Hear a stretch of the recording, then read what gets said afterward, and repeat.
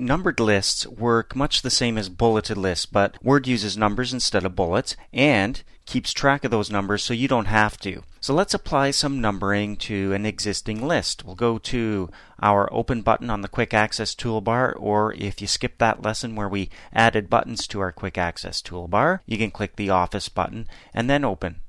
Now we need to navigate to the Lesson 9 folder, and that's where you're going to open up Job Posting 16. So give it a click Open, and here's our document.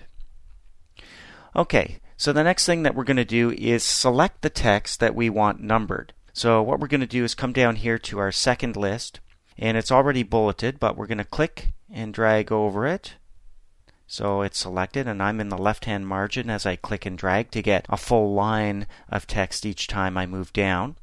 And now we're going to go up to the numbering button, and here it is right up here. We give it a click. Look at that. How easy was that?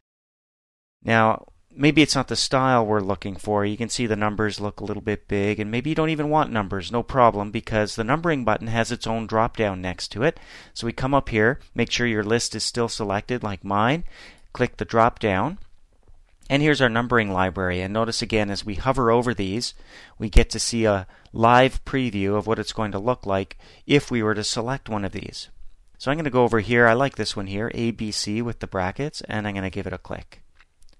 Again, very easy. Now, a multi-level list is very similar, but gives you control over different levels you might want to use in your list. So make sure that this list is still selected. This time we're going to go over to our paragraph group and click on the multi-level list. Notice it is a drop-down button, so when we click it, we now need to choose from the library the exact multi-level list style that we want to use.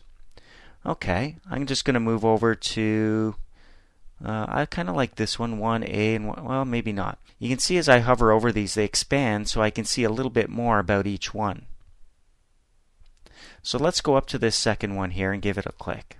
So here we have our list now. This is actually a multi-level list, but we don't have multi-levels in our list yet. So let's get some of those in there. I'm going to click right here in front of the second point. Notice if I come over here in front of the 2, I select the line. That's not what I'm after. So I have to actually click in front of the text of line 2. And to move down a level, I hit the Tab key.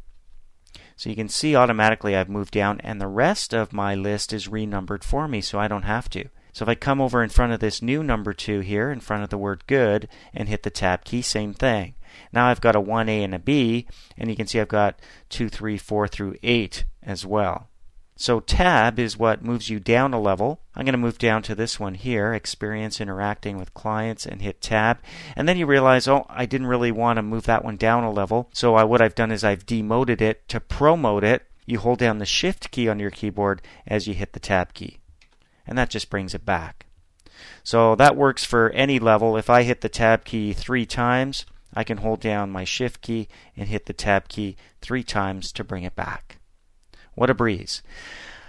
That is, until you want to add or remove or edit your list, right? Well, no, not really. We'll explore editing your lists next.